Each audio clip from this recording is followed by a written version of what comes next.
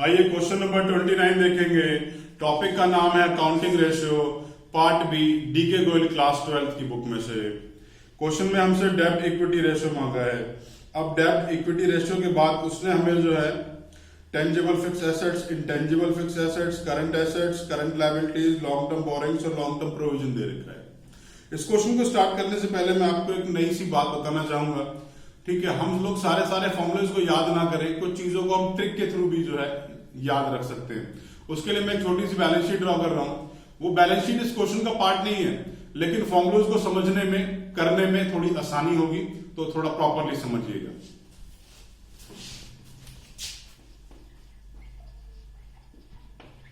एक balance sheet छोटी सी draw कर रहा हूं, इससे काफी सारे फॉर्मूलेस को समझने में आसानी रहती है।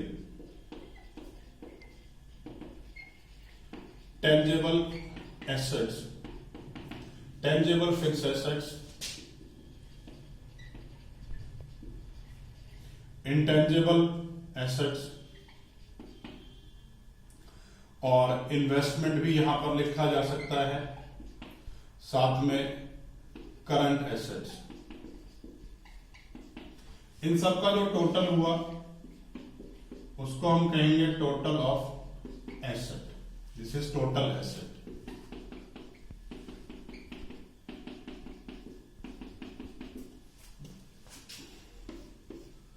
अब बैलेंस शीट की जब भी टोटलिंग देखी है तो आपने देखा होगा दोनों साइड बराबर होती हैं।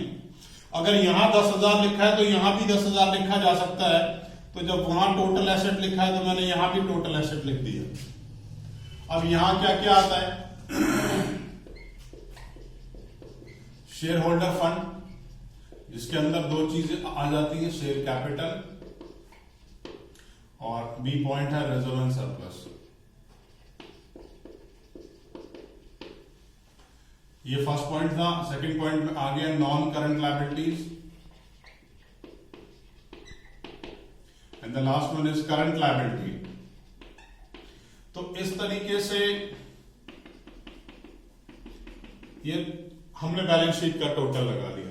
अब इस क्वेश्चन के हिसाब से देखेंगे, हमें टेंजिबल दे रखी है, हमें इंटेंजिबल दे रखी है और हमें करंट एसेट दे रखी है, इन्वेस्टमेंट नहीं दे रखा। तो अगर इन सब का टोटल लगाऊं तो टोटल एसेट आ जाएगा। अब क्वेश्चन में जो चीज नहीं दे रखी वो है शेयर होल्डर फंड। ये शेयर होल्डर फंड नहीं दे रखा, तो जिस साइड का, तो जो इस साइड का टोटल आया वही इस साइड का टोटल है। इसकी टोटलिंग में से अगर ये दोनों चीजें लेस कर दूंगा तो शेयर होल्डर फंड या इक्विटी की वैल्यू आ जाएगी। शेयर होल्डर फंड को हम इक्विटी भी कहते हैं। तो इसी बैलेंस शीट से फॉर्मूला को यूज जो है करते हुए सबसे पहले मैंने निकाला total asset. Total asset is equals to tangible assets plus intangible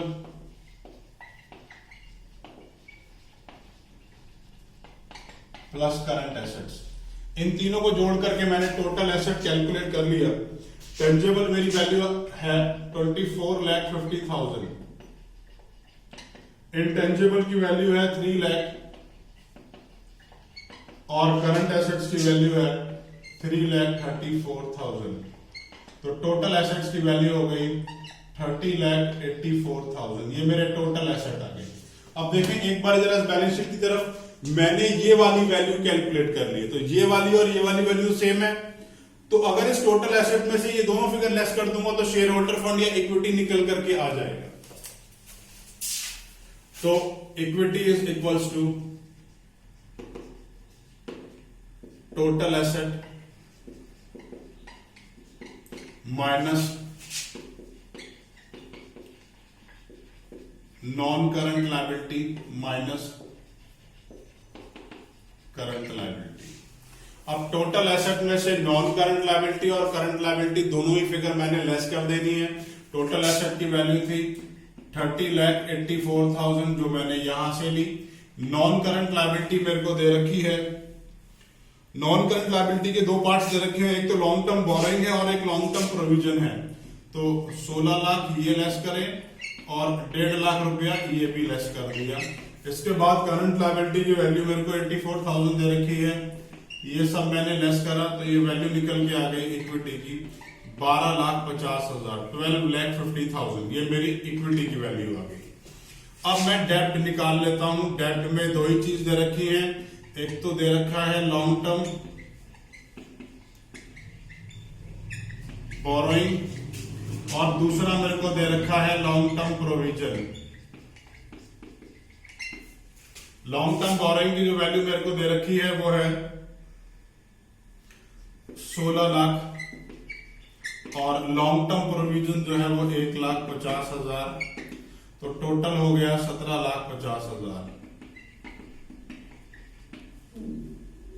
अब इन्हें फॉर्मूले में डाल देता हूं डेब्ट इक्विटी रेशियो के। डेब्ट equity ratio is equals to डेब्ट अपॉन में इक्विटी। डेब्ट की वैल्यू है 17,50,000 अपॉन इक्विटी 12,50,000। ये वैल्यू हो गई 1.4:1।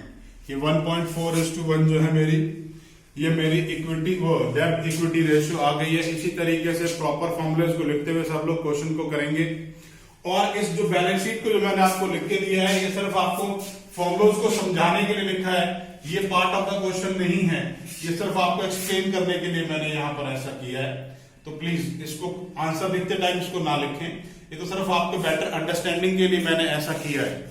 अगर क्वेश्चन में कोई भी प्रॉब्लम है या कोई भी डाउट है तो मुझे नीचे कमेंट बॉक्स में कमेंट करें, मैं आपके कमेंट का जवाब जरूर दूंगा।